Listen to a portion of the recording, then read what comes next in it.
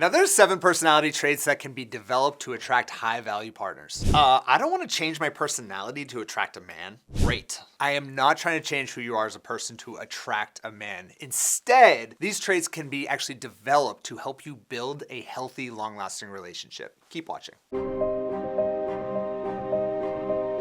Hey there, my name is Adam Littlech. I'm an executive love coach helping over 10,000 women worldwide attract love and do it with a proven strategy. And since we've worked with so many clients over the past decade, I've really noticed some very common themes with what I'd call our superstar clients. These are the clients that quickly go from single to a relationship and they just follow the process and they make things happen. So here's some of those traits that I've noticed, and the good thing is, all of these can be developed for a healthy relationship. The first one is being psychologically flexible. This means that we're not stuck in our ways, we're able to actually stay in the present, and people who are psychologically flexible can be really creative and use new approaches to get the results that they're looking for. Rigidity kills relationships. By being psychologically flexible, we're able to be just more malleable in relationships or when we're dating.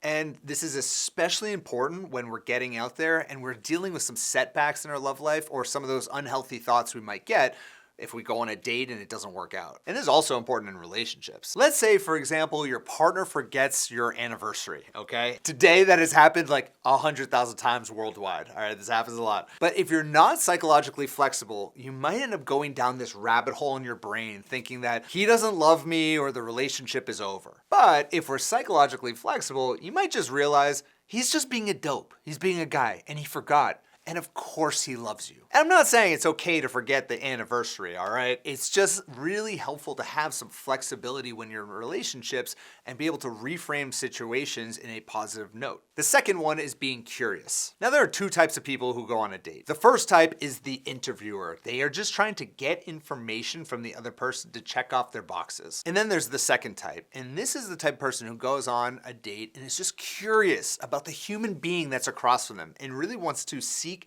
to understand that other human being. So the next time you go on a date, lead with curiosity rather than going into it with that interviewer energy. The third one is intellectual humility. This is the ability to just admit when we're wrong and be able to see things differently and through a different lens. Now, I don't care how perfect you are, you beautiful lady. You will make mistakes when you're dating or in relationships. You'll inevitably say something that can be interpreted as mean or rude or that just might hurt a guy's feelings. Having intellectual humility means that you're willing to face your own weaknesses head on and just fall on your sword when you need to. My man Zig Ziglar says, humility will open more doors than arrogance ever will. And I'll tell you this much, I've definitely had to fall on my sword many times while dating and 100% of the time when I'm married. The fourth is a growth mindset. Now, a growth mindset is basically the belief that your abilities can be developed through effort and through learning. And here's the thing. People talk a lot about having a growth mindset professionally or with our health, but not enough when it comes to relationships and dating. But my experience having worked with so many clients over the years is that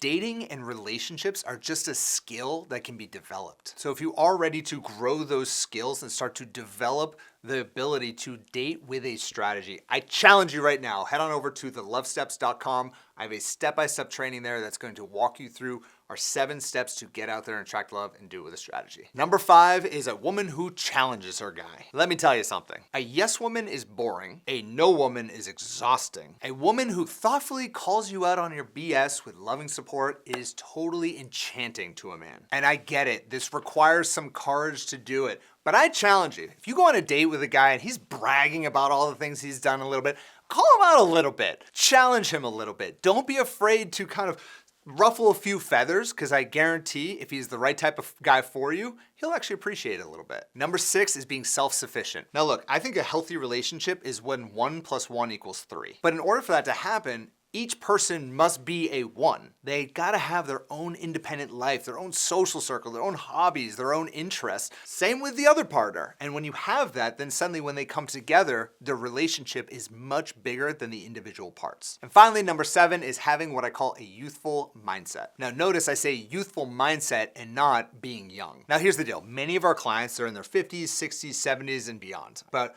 When they follow the 7 little love steps and get out there and attract love with a strategy, we help them develop this youthful mindset, going out there with excitement for the world, excitement to meet new people, having the energy and the flirtation ability to be able to connect with people. And when they do this, suddenly dating becomes fun again. So I want to hear from you in the comments right there below. Which of these personality traits do you want to start developing to attract the love that you truly deserve?